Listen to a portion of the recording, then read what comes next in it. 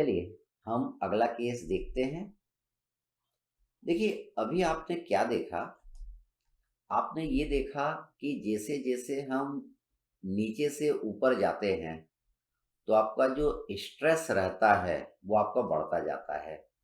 तो हम एक ऐसा बार चाहते हैं कि हम उसके सेल्फ वेट को कंसिडर करें और हर एक पॉइंट पे स्ट्रेस क्या रहे, सेम रहे। यहाँ पे स्ट्रेस उतना ही रहे जितना स्ट्रेस यहाँ पे रहे। ठीक है, किसके कारण? सेल्फ वेट के कारण।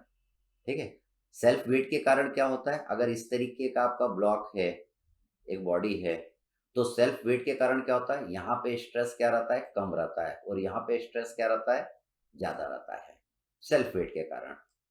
अगर हम इस बॉडी पे फोर्स लगाएंगे, यहाँ पे इसके वेट ऑफ दिस बॉडी के जितना अगर यहाँ पे फोर्स लगाएंगे, तब तो स्ट्रेस यहाँ पे क्या रहेगा और यहाँ पे क्या रहेगा, सब बराबर रहेगा। हर जगह स्ट्रेस क्या रहेगा, बराबर रहेगा। तो हमें एक ऐसी बॉडी बनाना है जिसमें ये फोर्स भी लगे और बॉडी का सेल्फ वेट भी लगे, और दोनों के कारण हर एक पॉइंट पे स्ट्रेस क्या आना चाहिए, सेम आना चाहिए। जितना यहाँ पे आए उतना स्ट्रेस यहाँ पे आए, उतना स्ट्रेस यहाँ पे आए। ये हमारा मेन मकसद है। तो चलिए देखते हैं। तो देखिए हम क्या जानते हैं, हम जानते हैं the stress due to self weight of the bar is not constant, but the stress increases with the increase of distance from the lower end. तो देखिए जैसे जैसे लोअर एंड से हम अपर एंड की ओर जा रहे हैं, तो stress due to self weight आपका क्या होते जा रहा है, बढ़ता जा रहा है।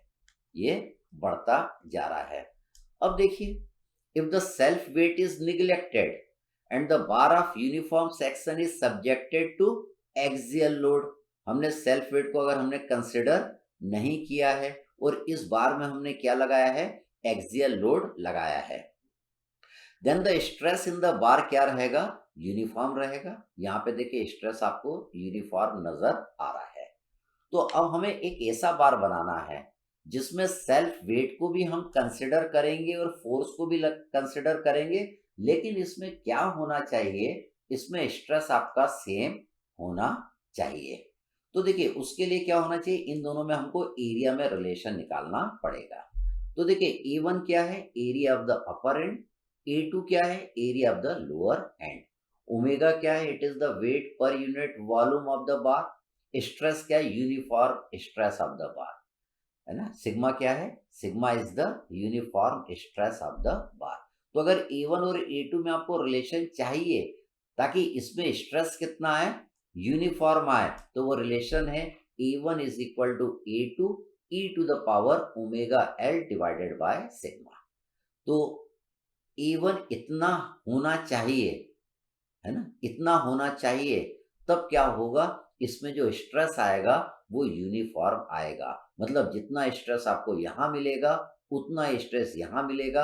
आप इसके सेल्फ वेट और इस लोड दोनों को कंसिडर करिए, कोई भी फर्क इसमें नहीं आएगा।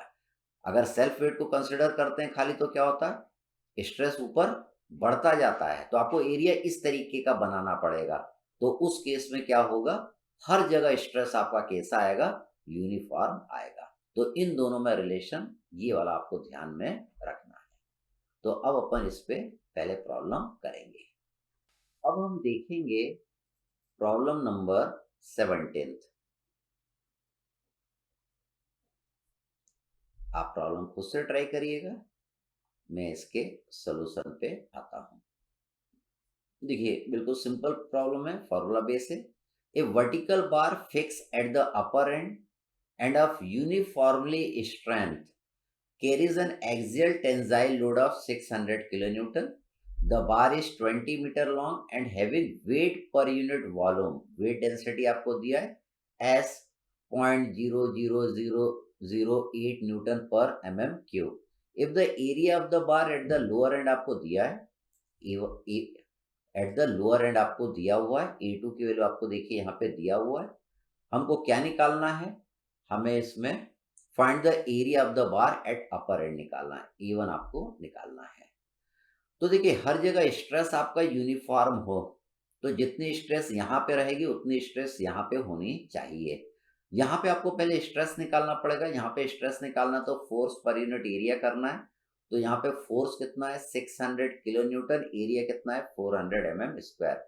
तो यहाँ पे स्ट्रेस की वैल्यू आ गई 1500 न्यूटन पर mm²।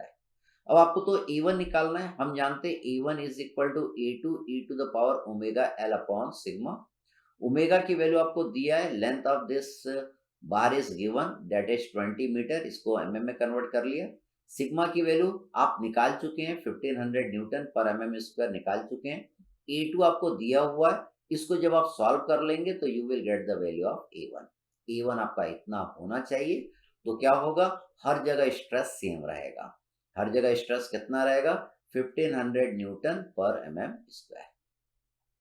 एक और प्रॉब्लम कर लेते इसी तरीके का बिल्कुल। तो देखिए इस वाले प्रॉब्लम में a vertical tie of uniform strength is 18 metre long if the area of the bar at the lower end आपको दिया है 500 mm², find the area of the upper end if the tie is to carry a load of 700 kilo newton. The material of the tie weighs, इसका material का weight density आपको दिया हुआ है that is 8 into 10⁵ Newton पर mm³। ठीक, तो देखिए हम पहले यहाँ पे स्ट्रेस निकाल लेंगे क्योंकि यहाँ का एरिया आपको पता है और फोर्स आपको पता है। यहाँ पे नहीं निकाल सकते स्ट्रेस क्योंकि यहाँ का एरिया नहीं पता है। यहाँ का तो एरिया आपको निकालना है, तो जितना स्ट्रेस यहाँ पे आएगा उतना ही यहाँ पे आएगा। तो E1 कितना है ये अपने को निकालना है। तो यहाँ पे हमको स्ट्रेस निकालना है। स्ट्रेस क्या होगा P डिवाइडेड बाई A2, तो यहाँ पे स्ट्रेस आ जाएगा। अब यहाँ का एरिया निकालना है, तो देखिए E1 is equal to A2 e⁻ L upon sigma. Omega की वैल्यू आपको दी हुई है क्वेश्चन में, weight density is given in the problem, length आपको दिया हुआ है, सिग्मा आप जानते हैं 1400 न्यूटन पर mm²। इसमें आप वैल्यू पुट कर देंगे तो you will get the area A1। आप भी इसको कैलकुलेटर में पुट करिएगा और आंसर निकाल लीजिए।